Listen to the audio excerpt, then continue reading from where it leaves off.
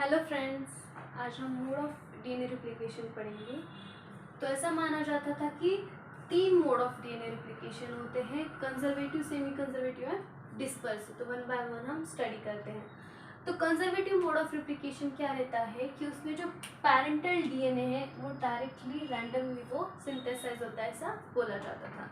और जो semi conservative, next one semi conservative mode of replication, इसमें माना जाता था कि पैरेंटल डीएनए जो है उसके 2 स्ट्रैंड सेपरेट होते हैं। 2 स्ट्रैंड सेपरेट होने के बाद उसको न्यूली सिंथेसिस होती है कॉम्प्लीमेंट्री न्यूक्लियोटाइड्स की। ठीक है, मतलब क्या होता है कि एक कॉम्प्लीमेंट्री स्ट्रैंड जो है उसको सिंथेसाइज होता है, इसके कॉम्प्लीमेंट्री इन द सेंस जो न्यूक्लियोटाइड्स हैं, यहाँ पे जो नाइट्रोजन बेसिस है उनके अपोजिट नाइट्रोजन बेसिस ऐड करके एक newly synthesised double standard DNA replicate किया जाता है। ठीक है, अब तीसरा है डिस्पर्सिव मोड ऑफ रिप्लिकेशन। अब friends, dispersive mode of replication क्या है समझो। ये है पैरेंटल डीएनए, ठीक है। तो डिस्पर्सिव मोड के अकॉर्डिंग इसके ऐसे 2 सिंगल स्ट्रैंड्स तैयार होते हैं। फिर इसका जो है वो न्यूक्लियोटाइड सेपरेशन होता है, मतलब ये डिग्रेड होता है।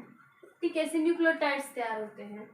ठीक है, फिर उसके बाद क्या होता है कि यही न्यूक्लियोटाइड्स क्या होते हैं, रिजॉइन होते हैं। और ये रिजॉइन होने के बाद जो है वो डबल स्टैंडर्ड डीएनए तैयार करते हैं। ऐसा डिस्पर्सिव मोड ऑफ रिप्लिकेशन था। ठीक है, उसको माना जाता था वैसा।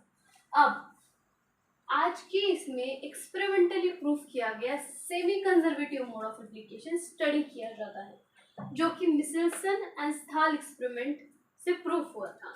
मिचेल्सन एंड स्थाल ये जो थे वो 2 साइंटिस्ट थे जो कि डीएनए रिप्लिकेशन स्टडी कर रहे थे। ओके, तो डीएनए रिप्लिकेशन स्टडी करते समय उन्होंने क्या किया, 15N heavy isotope and 14N light radio isotope use किया नाइट्रोजन का। तो उन्होंने इकोला माइक्रो ऑर्गेनिज्म यूज किया जो कि मॉडल ऑर्गेनिज्म माना जाता है। इस पे इजीली एक्सपेरिमेंट कैरिड आउट कर सकते हैं हम लोग। तो ये जो प्लेट थी उस पे उन्होंने इकोलाई का कल्चर ग्रो किया, जिसमें उन्होंने 15N वाला आइसोटोप ऐड किया था वो मीडियम में। जब ग्रोथ आई तब उन्होंने उसका प्यूरिफिकेशन किया। Why purification? Because E coli replicates fastly, rapidly, वो रैपिडली रिप्लिकेट करता है इसलिए। तो उन्होंने ऑब्जर्व किया कि वहाँ पे हेवी प्योर डीएनए है। प्योर यानी क्या, उसमें सिर्फ 15N ही नाइट्रोजन है। ठीक है, क्योंकि वो पैरेंटल डीएनए में भी वही था और इसमें भी डॉटर में भी वही आया। नेक्स्ट उन्होंने क्या किया, सेकेंड जनरेशन ली। ठीक है, उन्होंने क्या किया कि उन्होंने सेकेंड जनरेशन ली।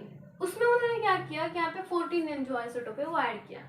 अब उन्होंने प्यूरिफिकेशन किया, तब उन्होंने ऑब्जर्व किया कि वहाँ पे हाइब्रिड डीएनए। हाइब्रिड डीएनए मतलब क्या, उसके एक स्ट्रैंड में 15N आइसोटोप है और एक में 14N लाइट आइसोटोप है, तो ऑब्वियसली हो गया हाइब्रिड। तो ये हाइब्रिड डीएनए को उन्होंने तीसरी जनरेशन में ग्रो किया। उसमें उन्होंने क्या किया, यही हाइब्रिड डीएनए को यहाँ पे ग्रो किया, यानी इकोलाई को जिसमें ये डीएनए थे। तो उन्होंने एक्स्ट्रा कोई नाइट्रोजन आइसोटोप ऐड नहीं किए थे, उन्होंने यही डायरेक्टली हाइब्रिड डीएनए वाली इकोलाई को ग्रो किया। उनके कल्चर को उन्होंने सेंट्रीफ्यूज किया, यानी प्यूरिफाई किया। फिर उन्होंने क्या ऑब्जर्व किया कि वहाँ पे प्योर 15N एंड 14N वाले भी DNA, double standard DNA observe किया उन्होंने। ठीक है, और हाइब्रिड डीएनए भी उन्होंने ऑब्जर्व किया। तो इससे उन्होंने क्या कंक्लूड किया कि डीएनए रेप्लिकेशन जो है सेमी कंजर्वेटिव प्रोसेस है, क्योंकि यहाँ पे पैरेंटल डीएनए यूज किया जाता है। पैरेंटल डीएनए का कॉम्प्लीमेंट्री डीएनए ही सिंथेसाइज किया जाता है, इसीलिए डीएनए रेप्लिकेशन जो है वो सेमी कंजर्वेटिव प्रोसेस है। सो ये था डीएनए रेप्लिकेशन का mode. So thank you for watching, like, share and subscribe.